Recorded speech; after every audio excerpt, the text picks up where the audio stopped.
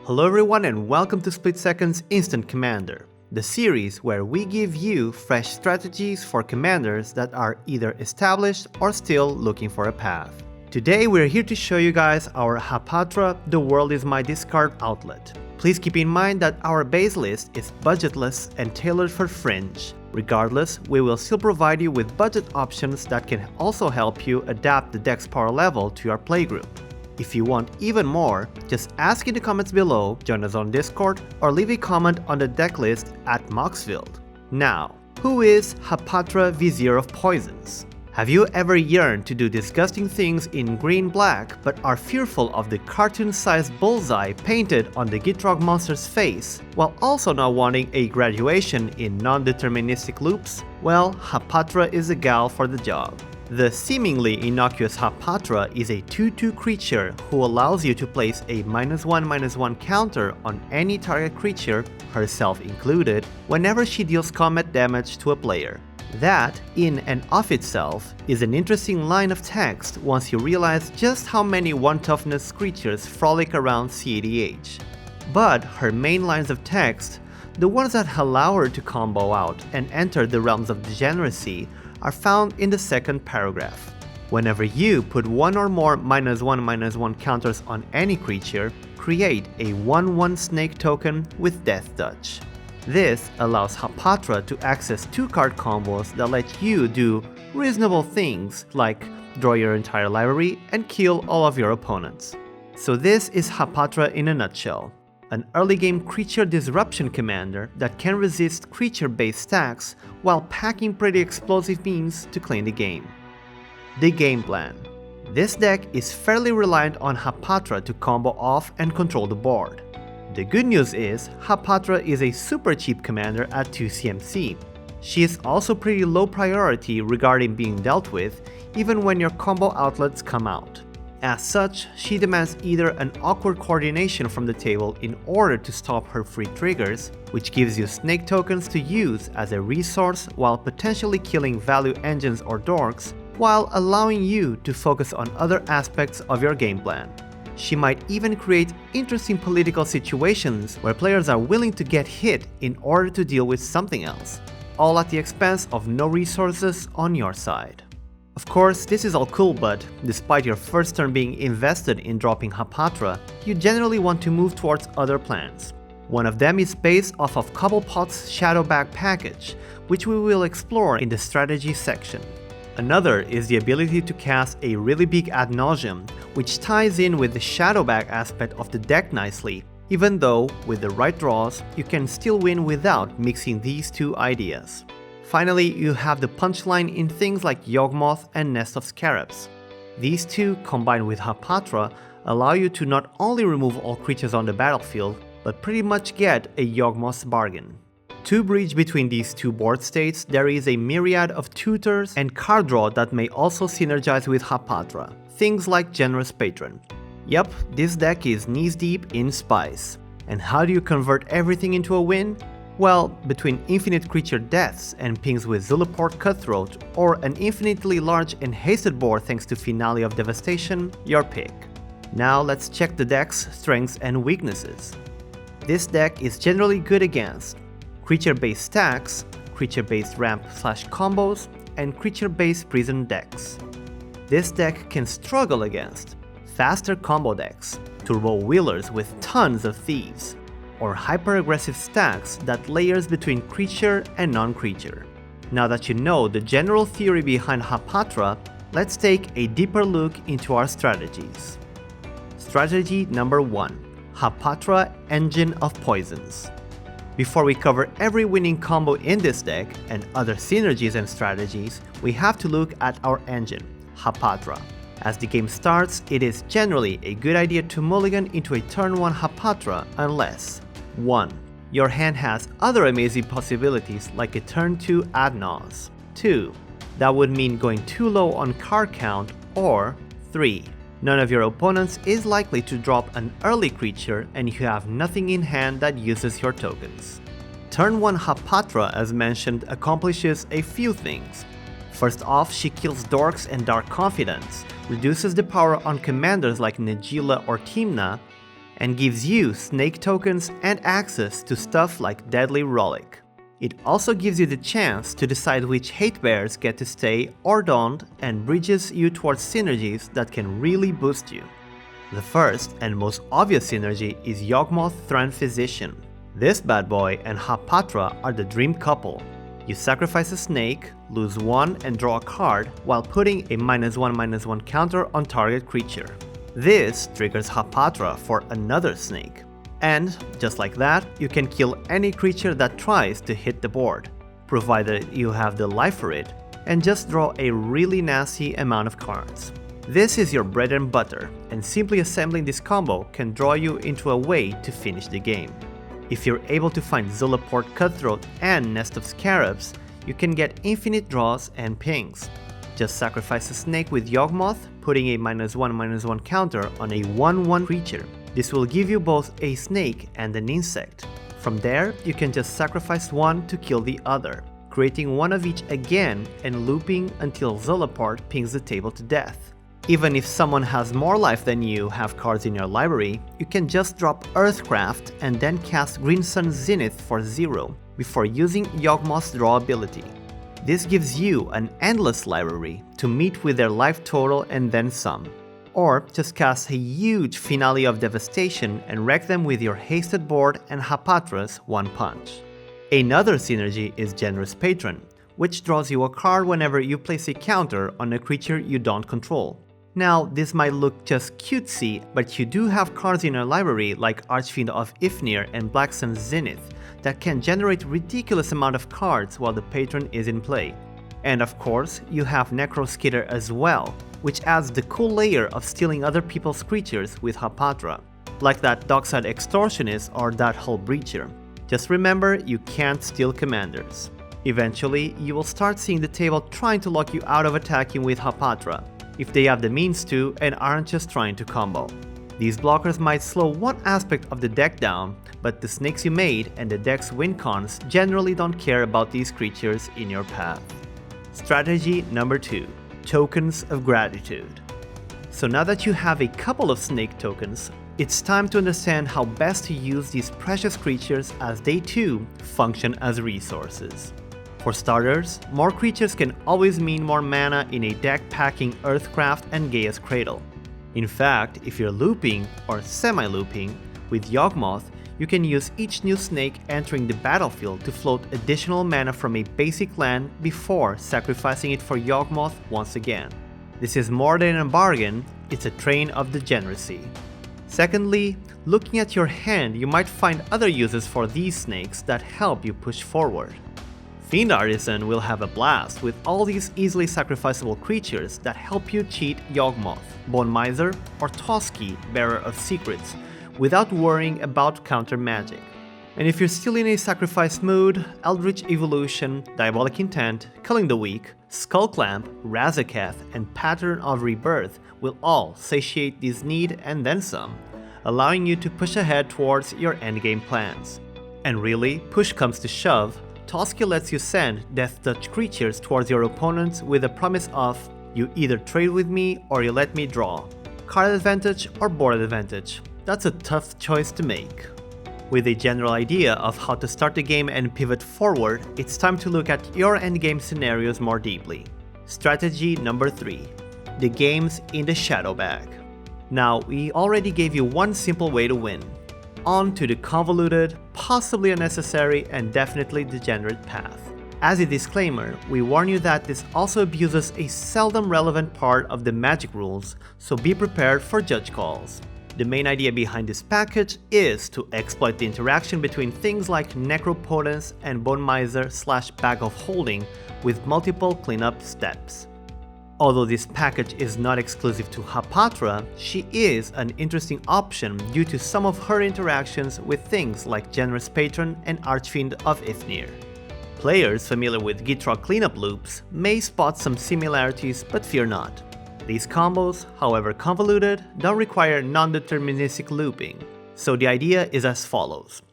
Having more than 7 cards in your hand forces you to discard in the cleanup step. This makes the cleanup step a free discard outlet, although one that can be challenging to abuse due to a few restrictions. Usually no one gets priority during the cleanup step. Even if you do get priority, you are restricted to casting instants or cards with flash. This combo package tries to solve all of these problems by doing the following. Using cards like Necropotence and Bag of Holding to create triggers when you discard in the cleanup step. This introduces priority, and you can now cast things. Using cards like Shallow Grave or Necromancy, which interact with your graveyard at instant speed. Using cards like Shadow of the Grave, Bag of Holding, and Bone Miser to refill your hand, allowing you to have another cleanup step after this one, since you now have over 7 cards in hand. Once these conditions are met, you can start drawing and discarding cards and keep having more cleanup steps while digging through your library.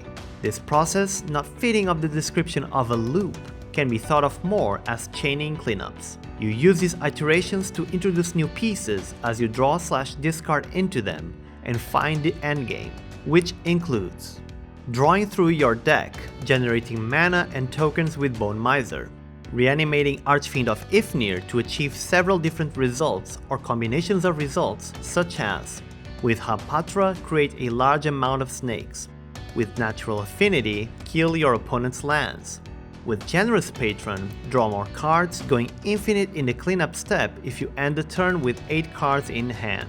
At some point, you should look to crop rotate into an emergence zone to be able to play non-instants.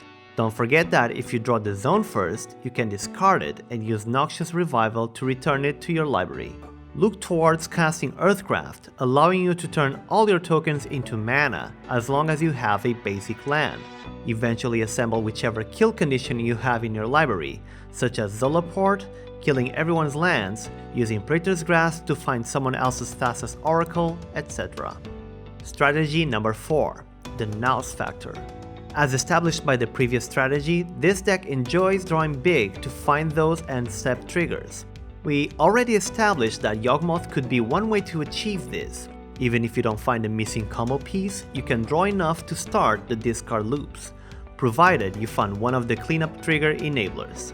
This deck has other ways to achieve this, both of them fairly familiar to everyone: Necropotence and Ad Nauseam. The triple black enchantment is generally the best approach, because of it being both the engine and the cleanup trigger. But if you find yourself in need, you can always resolve an Outlaws on the end step before yours and prepare to win. Because of this, you might have realized life is a pretty big resource for this deck. The more you have, the more you can draw. And so you have to be aware of your life total throughout the entire match, when it is time to tap a land that damages you or not, and when you might need your snakes at the back protecting your most precious resource. Also, while resolving Adnaus, as a rule of thumb it is advisable to not go under 9 life with this deck. You have Razaketh as your most expensive creature in the library, and even if you drew it prior, there's a couple of 5 mana creatures that will prevent you from using mana from some of your lands, activating Razaketh, etc. On the upside, do remember Nature's Claim can give you 4 life back, provided you have something to target with it. Strategy number 5. Timing is everything. Although this deck can be explosive, your way of playing it should not be erratic. There are a lot of things to factor in as you navigate the match. Do you remove a 1 toughness creature now that isn't super relevant when you could save it for Archfiend plus Generous Patron? Do you remove this annoying stacks piece when it might be stopping someone else a lot harder? With high interaction comes high responsibility. Look to prioritize engines such as Commanders, Dorks, and Card Advantage. Make sure every decision counts. Also, on the matter of interaction, there might appear hate cards, which you need to understand when to deal with, if ever. The top priority will be graveyard hate cards. Rest in Peace and Grafdigger's Cage are cards that effectively prevent your endgame loops and Zulaport Cutthroat from doing anything. Remember to only deal with these the turn before you go off. Or, if you are looping Yawgmoth, consider doing it that very same turn. Anti-card draw like Hull Breacher, Notion Thief, and Narset Parter of Veils are also annoying, while Helm's Collector is generally harmless. Again, be patient. With these cards, there are more players bound to want to interact, so consider your timing pretty carefully or you'll be freeing people unnecessarily. Anti-creature activation. This one kills your Yawgmoth/Razaketh lines and Dark Ramp. However, it's not super scary for you, since this is generally only relevant when going off and only for some of your lines. Anti-Tutor. Kind of annoying depending on your timing. You have more than one win con, so if it's an opposition agent, it won't completely wreck you. But these are usually creatures and you can deal with that. Rules of Law. Also mildly annoying, but your loops are activated abilities in general. This means you can loop and look for a way to deal with the Rule of Law before continuing. Anti-Sacrifice. These are painful, and they have gigantic butts as well. They prevent you from looking for the payoffs and ways to win, and must be dealt with quite urgently. Strategy number 6. Getting there. Besides all the convoluted but cool methods you have to arrive at your punchline, there's also the usual suspects to get you there.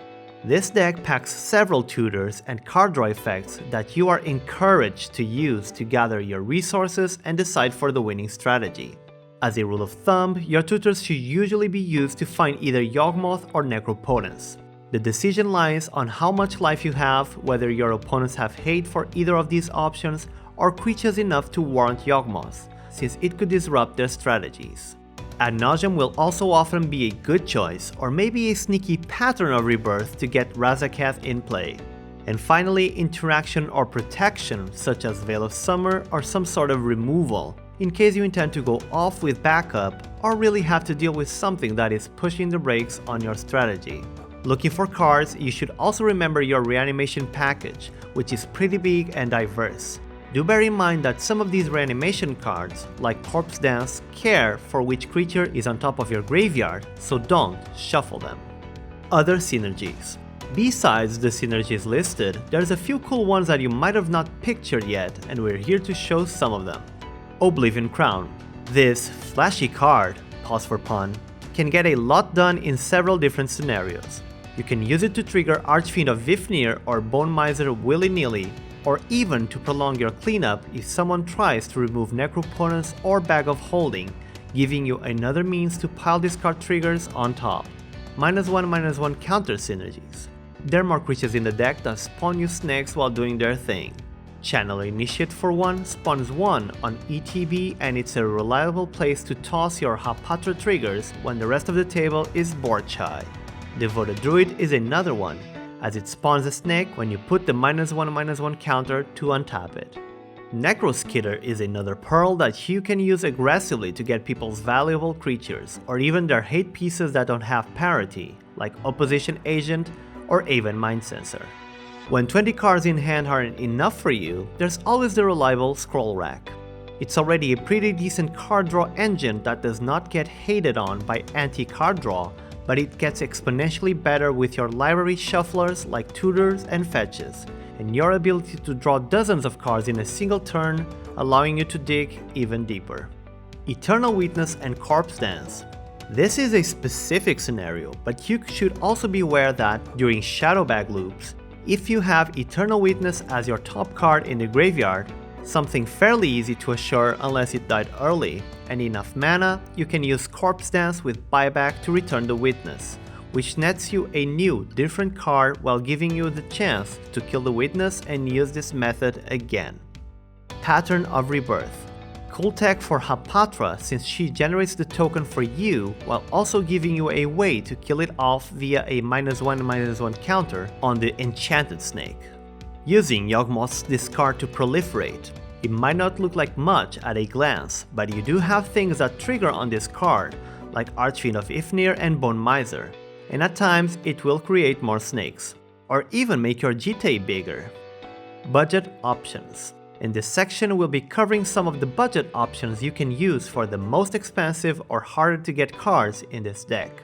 We will only use this section for cards pricing over $20, but if you want more options, just poke us in the comments. Also, it should be noted that we at SplitSecond encourage you to test any deck with proxies. Unfortunately, this deck does have a few pricey cards. However, it is definitely playable on a budget versus mid-power decks. Let's start up with Ramp. It is definitely an important aspect of any powerful deck, but you can still alleviate some costs from cards like Earthcraft, Gaea's Cradle, Mana Crypt, etc. Cards like Cryptolic Rite and Song of Freyalise help turn your tokens into mana darks, at the expense of not being available at instant speed. And there's always other ramp like Springleaf Drum, Talisman of Resilience, Arcane Signet, Golgari Signet, etc. Always prioritize the faster ones. In terms of tutors like Survival of the Fittest, Vampiric Tutor, Imperial Seal, etc., you can still find other options in cheaper tutors like the recently printed Grim Tutor, Wishclaw Talisman, Scheming Symmetry, Fauna Shaman, etc. If you can't afford a Razaketh, Vilis also does a lot of work in this deck, especially when you get him with Reanimate or have it sitting on the battlefield while Yawgmoth does his thing. As for Necropotence, just get a Yawgmoth bargain. Just kidding, that card is banned. But you can look at Peer into the Abyss as a massive draw spell and look to find that Bag of Holding or Bone Miser in the pile you drew. Finally, the land base. There's a bunch of expensive lands, and you can for sure replace them with cheaper lands that provide both Golgari colors and get the job 100% done. Just make sure that whatever you replace them with does not come into play tapped. Use a mana base as efficient as possible. In conclusion, Hapatra is a deck pack full of interaction for small creatures and repeated removal. As such, it is a good one to keep in your repertoire when the world is overcome with Hull Breachers, Opposition Agents, and Tymnas. It is also generally a deck that plays very differently from most cEDH decks and can be a refreshing break from casting Underworld Breach or Thassa's Oracle. This sums up our instant commander for Hapatra Vizier of Poisons. We totally recommend you guys to check the deck list we're using and make the necessary tweaks you need to show your friends the hidden explosiveness behind these petite 2/2 creatures. Remember, if you need help adapting this deck to your budget or meta, or have any ideas or suggestions to help improve it, come hang in our Discord server, the link for which is in the description below. We'd like to start the credits by thanking our current patrons and especially Izanagi, Stefan, TJ Rap, Mike Purr, Ajimo, Eagle, Drunken Housecat, Uncrustable, Cosmic Astro, V, RJ, and Starfall, our stack breakers. If you want to go through other Commander adventures, click one of the videos on the right.